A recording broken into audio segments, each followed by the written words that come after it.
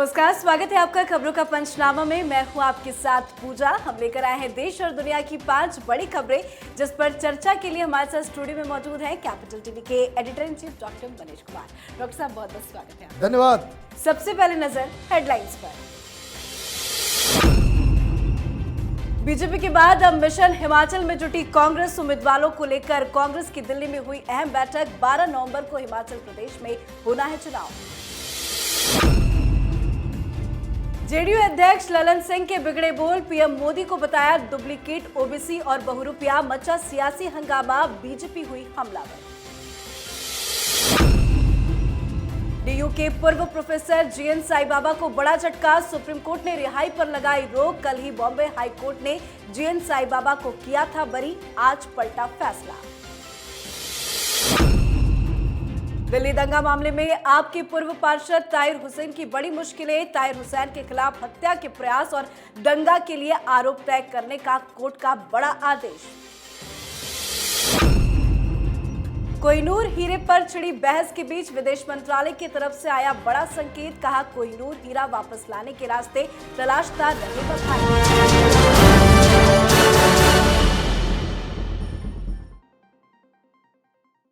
आज की सबसे पहली खबर में बात मिशन हिमाचल की। हिमाचल प्रदेश में चुनावी बिगुल बज चुका है। हिमाचल प्रदेश की 68 सीटों पर एक चरण में 12 नवंबर को मतदान होगा, जिसके नतीजे 8 दिसंबर को आएंगे। चुनाव की तारीखों के ऐलान के बाद अब नींद से जागी है कांग्रेस। प्रियंका गांधी हिमाचल दौरे पर है, जहां जनता से बड़े बड़े वादे कर रही है। तो वहीं दूसरी तरफ आज दिल्ली में कांग्रेस की केंद्रीय चुनाव समिति की अहम बैठक हुई, जिसमें उम्मीदवारों को लेकर चर्चा की गई। तो वहीं अमित शाह ने भी आज हिमाचल प्रदेश से हुंकार भरी और कहा, चुनाव के लिए पूरी तरह से है तैयार। हिमाचल प्रदेश की चुनाव की तारीखों का ऐलान पर अब नींद से जागी है कांग्रेस पार्टी को बहुत बहुत बधाई, और कांग्रेस के कार्यकर्ताओं को भी बधाई। वो इसलिए क्योंकि अब समझ में आ रहा है कि भाई कांग्रेस पार्टी हिमाचल प्रदेश में चुनाव लड़ने जा रही है।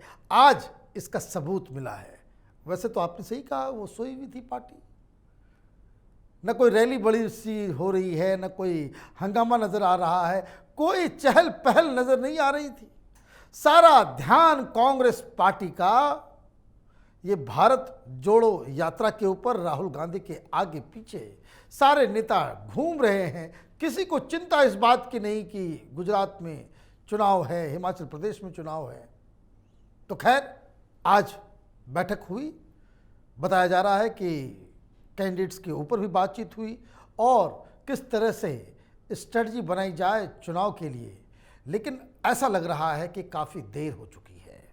देर इसलिए हो चुकी है क्योंकि आप जब लड़ने जा रहे हो भारतीय जनता पार्टी ऐसे संगठन से जो 24/7/365 जो चुनावी मोड में ही हमेशा रहती है, उससे दो हाथ करने के लिए आपको कम से कम ये सारी बैठकें, तैयारी 6 महीने पहले की जानी चाहिए थी। लेकिन 6 महीने से तो पार्टी का नया अध्यक्ष कौन हो, उसी में सारे कांग्रेसियों का दिमाग जा रहा है। खैर, देर आए दुरुस्त आए, इलेक्शन होगा और कांग्रेस पार्टी जो टेक्निकली जिस तरह का जो राजनीतिक वातावरण हिमाचल प्रदेश में है कि वो एक बार बीजेपी, एक बार कांग्रेस, एक बार बीजेपी, एक बार कांग्रेस, तो टेक्निकली ये जीता हुआ एक खेल था।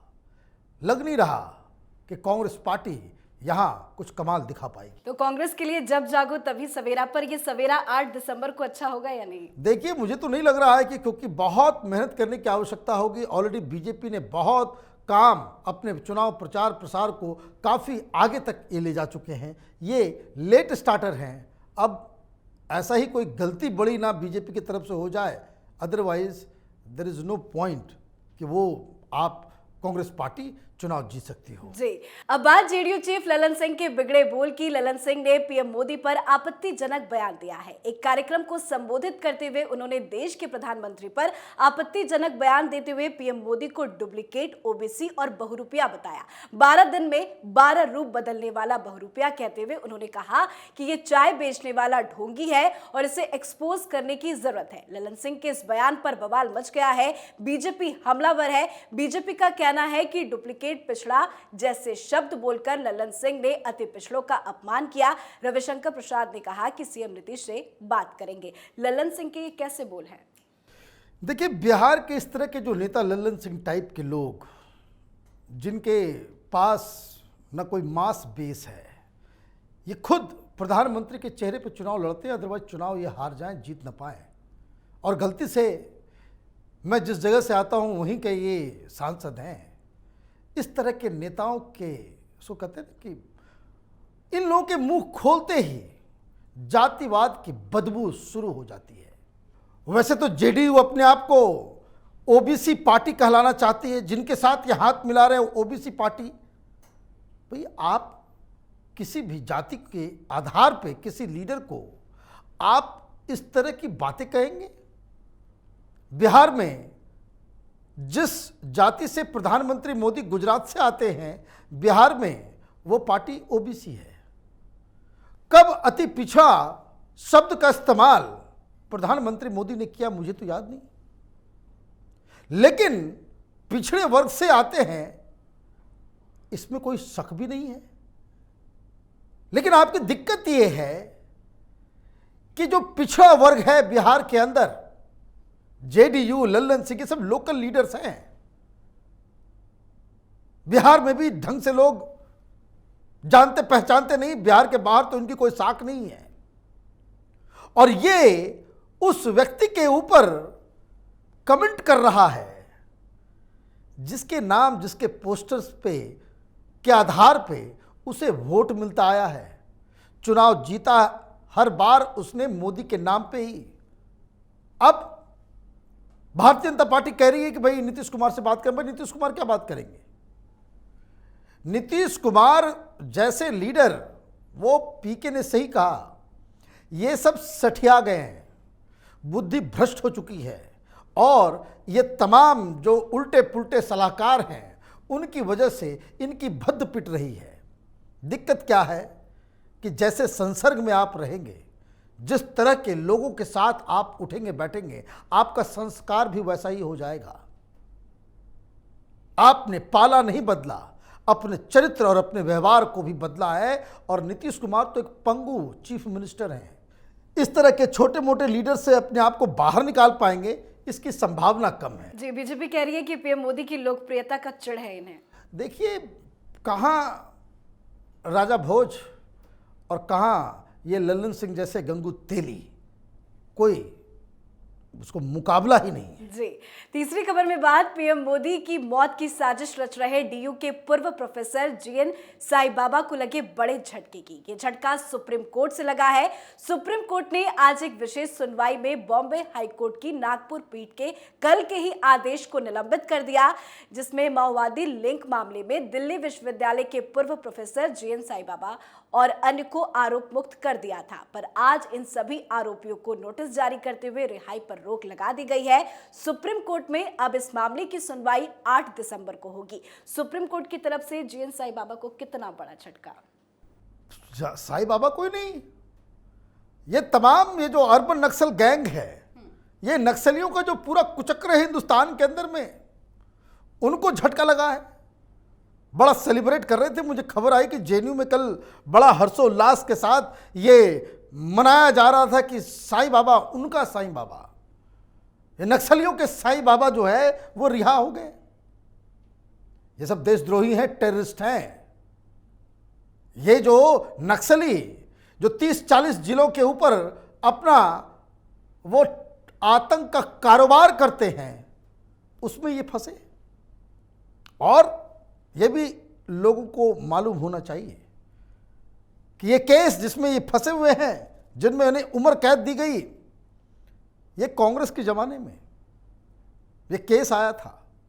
गिरफ्तारी भले मोदी सरकार के आने के बाद हुई, और गिरफ्तारी होने के बाद पता नहीं मुंबई के हाई कोर्ट ने कैसे ये फैसला ले लिया कि इनको तमाम टेक्निकल आधार पे, क्या आपने जो सैंक्शन लिया था, उस सैंक्शन लेने में कुछ गड़बड़ियां थी।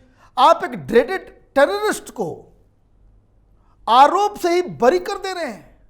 आपने पूरे सेशन कोर्ट की सुनवाई, पूरे केस को ही रद्द कर दिया। नल एंड वाइड घोषित कर दिया।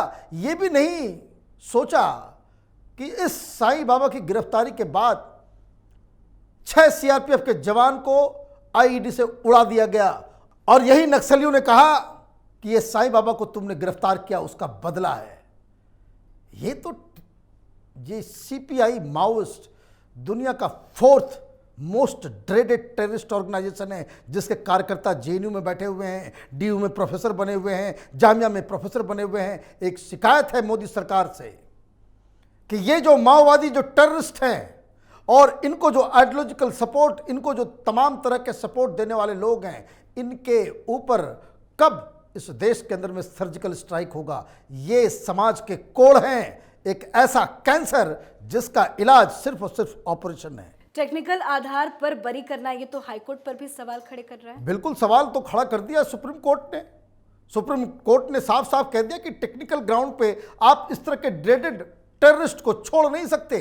तो सवाल सुप्रीम कोर्ट ने ही मुंबई हाईकोर्ट के फैसले के ऊपर उठा दिया है। जी, आज की चौथी खबर में बात दिल्ली दंगा से जुड़ी, जिसमें आपके पूर्व पार्षद ताहिर हुसैन की मुश्किलें बढ़ गई है, क्योंकि ताहिर हुसैन के खिलाफ हत्या के प्रयास और दंगा के लिए आरोप तय करने का कोर्ट का बड़ा आदेश आ गया है। दिल्ली दंगों के मामले में कड़कड़डुमा कोर्ट ने आम आदमी पार्टी के पूर्व पार्षद ताहिर हुसैन और उनके बाकी साथियों के खिलाफ आईपीसी की धारा 302, 307, 147, 148, 153A और 120B के तहत आरोप तय किए हैं। कोर्ट ने बेहद सख्त लहजे में यह टिप्पणी की है कि ताहिर हुसैन और अन्य आरोपी हिंदुओं को निशाना बनाने में लिप्त थे।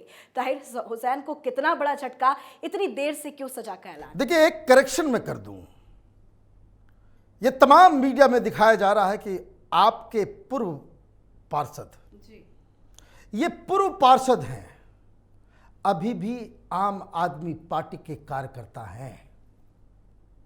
इस्तीफा पार्षदी से दी गई क्योंकि ये जेल चले गए। आम आदमी पार्टी ने अभी तक उसे पार्टी से निकाला नहीं है। और ये जिस वक्त हो रहा था, ये दंगाई, ये जिहादी जिस वक्त अपने घर को एक किला की तरह इस्तेमाल कर रहा था हिंदुओं को मारने के लिए पॉइंट ब्लैंक, उस वक्त ये आम आदमी पार्टी की तरफ से पार्षद था। केजरीवाल, तुम्हारे हाथ खून से सने हुए हैं। और ये ओखला का ये जो अमानतुल्लाह है, उसी का सबसे नजदीकी चेला है। ये जो सीए का प्रोटेस्ट हो रहा था, वहां जो बूढ़ी बूढ़ी महिलाएं, दादी नानी काकी चाची जो आ रही थी, ये आतंकी ताहिर हुसैन, हिंदुओं का हत्यारा, यही उस अपने जगह से, अपने इलाके से टैक्सी से और बसों से लेकर के जाता था दिहाड़ी पे। आम आदमी पार्टी कहां है? संजय सिंह और सौरभ भारद्वाज, इन बेशर्म लोगों को इतनी भी लज्जा तक नहीं है कि देश की जनता से वो माफी मांगे। क्योंकि जब ताहिर हुसैन को गिरफ्तार किया गया, ये डिफेंड करने आ गए थे, क्लीन चिट दे रहे थे कि नहीं नहीं नहीं, आम आदमी पार्टी के लोगों को जबरदस्ती पकड़ा जा रहा है। कैपिटल टीवी की टीम पहली वो टीम थी जो इसके घर के अंदर गई और सारा नजारा दिखाया। घर के अंदर से गोलियां चलाई जा रही थी, हिंदुओं को मारने के आदेश दिए जा रहे थे। इसके घर के बगल में एक हिंदू घर, जहां एक बेटी की शादी होने वाली थी, बॉम्ब मार के इसने सब कुछ जला के खाक करवा दिया। ऐसे लोगों को तो तिहाड़ जेल में ही फांसी पे लटका देना चाहिए। वो तो हमारे देश का कानून ही इतना लुंज पुंज है कि इस तरह के अपराधियों को बचाने के लिए ये कपिल सिब्बल जैसे नेता और वकील कोर्ट में खड़े हो जाते हैं। रूल ऑफ लॉ अपनी जगह पे है, लेकिन जहां ह्यूमैनिटी के खिलाफ इस तरह के कुकर्म होते हों, ऐसे लोगों को तो कतई छोड़ना नहीं चाहिए। बहुत ही टाइम बाउंड तरीके से फैसला और फांसी का प्रावधान होना चाहिए। कर्मों की सजा मिल तो रही है, बिल्कुल मिलेगी, कोई बचेगा नहीं। और मैं बार बार इस बात को कह रहा हूं कि केजरीवाल, तुमने ये दंगा भड़कवाया था। दिल्ली के अंदर जो 53 लोगों की मौत हुई, इसमें हिंदू मुस्लिम सब शामिल हैं, उसके लिए जिम्मेदार अगर कोई है तो ये केजरीवाल की घटिया गंदी राजनीति जी है। बिल्कुल, आपने तो ग्राउंड जीरो से रिपोर्टिंग की थी। आखिरी खबर पे भी नजर डाल लेते हैं। राइट। आखिरी खबर में बात विदेश मंत्रालय की तरफ से आए एक बड़े संकेत की। संकेत कोहिनूर हीरा को लेकर है। दरअसल ब्रिटेन की सबसे लंबे समय तक राज करने वाली महारानी एलिजाबेथ द्वितीय के निधन के बाद भारत में कोहिनूर को वापस लाने की मांग फिर से तेज हो गई है, जिसको लेकर विदेश मंत्रालय ने बड़ा संकेत दिया है कि ब्रिटेन से वापस भारत आ सकता है कोहिनूर हीरा। विदेश मंत्रालय के प्रवक्ता अरिंदम बागची ने कहा कि ब्रिटेन के सामने भारत समय समय पर इसकी मांग उठाता रहा है और आगे भी जारी रहेगा। तो क्या कोहिनूर हीरा भारत आएगा? देखिए, ये खबर विदेश मंत्रालय के हवाले से आई है कि फिर से कोहिनूर हीरे को वापस लाने की मांग भारत की सरकार करेगी। मांगना भी चाहिए। इंग्लैंड के अंदर ज़्यादातर वहाँ जो म्यूजियम है वो तो चोरों का वो सेफ हाउस है। दुनिया जहान से चोरी करके माल वहाँ पे डाल दिया गया और ब्रिटेन का है। ये कोहिनूर हिंदुस्तान का है। हिंदू देवी, हिंदू देवताओं के सिर का मौर हुआ करता था ये। अब ये बात इसलिए आई है कि कोरोनेशन होना है नए प्रिंस का, तो उनकी पत्नी शायद उस दिन कोहिनूर हीरा को अपने सिर पे बांधेगी। चोरी किया हुआ हीरा। अब कई सारे लोग मैं देखता हूँ मेडिवल हिस्ट्री के हिंदुस्तान में जो नए नए जो प्याज खाने वाले मुसलमान पैदा हुए हैं, वो कहते हैं भाई ये तो मुगल सल्तनत है और ये वो, इसकी कहानी भी जानना ज़रूरी है।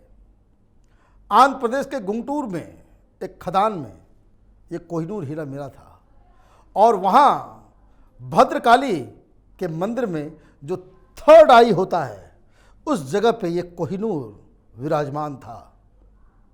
फिर कालांतर में कई लोग ये भी कहते हैं कि जगन्नाथ पुरी के अंदर वो बाकायदा उसका वो वहाँ पे रखा गया था, लेकिन मुस्लिम आक्रांताओं के अटैक और अलग अलग जगह वो ट्रांसफ़र होता रहा। कभी खिलजी के पास, तो कभी अब्दाली के पास, तो कभी नादिर शाह के, अलग अलग लोग, अलग अलग कहानियाँ, लेकिन अंततोगत्वा ये ब्रिटेन के म्यूज़ियम पहुँच गया। चोरी किया हुआ हीरा ब्रिटेन में मौजूद है। इसके इतिहास के बारे में सबको जानकारी है। उस पे हक हिंदुस्तान का है और मोदी सरकार, ये तो मनमोहन सिंह की सरकार नहीं, कांग्रेसियों की सरकार नहीं कि अंग्रेजों को आगे जो है वो झुके। इसलिए जो अपना हक है उसको मांगा जा रहा है कि वापस करो। और एक न दिन ऐसा होगा कि ब्रिटेन एम्बेरसमेंट के तहत, कि दुनिया में उसकी जग हसाई ना हो, कोई चोर मुल्क की तरह उसको बाकायदा सर्वनाम ना दिया जाए, इसलिए हो सकता है कि ये वापस आए और प्रधानमंत्री मोदी को हर कोशिश करना चाहिए कि भाई उसे वापस लाया जाए। जी बहुत बहुत शुक्रिया बातचीत के लिए। धन्यवाद। खबरों का पंचनामा में आज के लिए फिलहाल इतना ही। देश विदेश की बाकी खबरों और उनके सटीक एनालिसिस के लिए देखते रहिए कैपिटल टीवी। हमें लाइक कीजिए, शेयर कीजिए और कैपिटल टीवी को सब्सक्राइब कीजिए। नमस्कार।